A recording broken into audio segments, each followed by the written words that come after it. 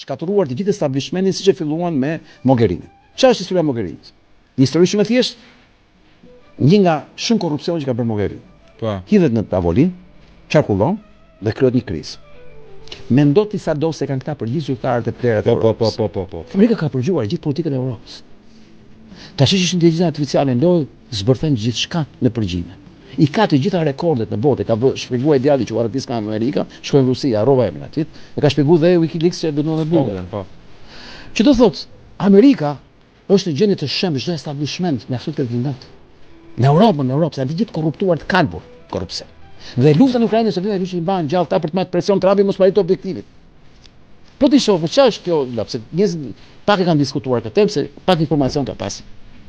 Mogherini është pjesë e lobit gay, po është nga pjesë e lartë e lobit gay tash. Mogherini ka nisur karrierën si anëtare e Partisë Komuniste Italiane. Vajzë e një familje shumë të nderuar intelektuale komuniste në Itali. Por të lidhur shumë me lobin gay në Itali.